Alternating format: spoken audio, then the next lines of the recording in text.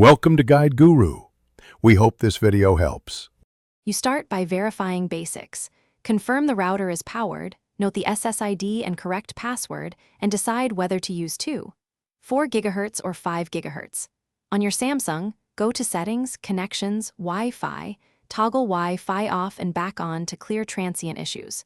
Once done, long press the network name and choose Forget if it was saved with wrong credentials.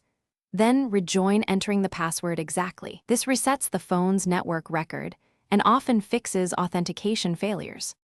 If reconnecting fails, toggle airplane mode for about 10 seconds to force a radio reset, then disable it and retry Wi-Fi. If DHCP assignments are unreliable, assign a static IP in Wi-Fi advanced IP settings, choose an unused address within your subnet, and keep proper gateway and DNS. Next, reboot the router to clear cache and consider updating its firmware. If neighbors crowd the band, change the channel or move between 2, 4, and 5 GHz to reduce interference and stabilize throughput. As a final remedial step, reset network settings on the Samsung to clear saved networks and VPNs. Go to Settings, General Management, Reset, then Reset Network Settings.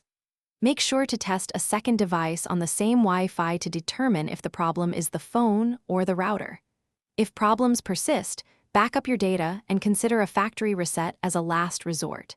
If even a fresh phone can't connect, contact your ISP or Samsung support.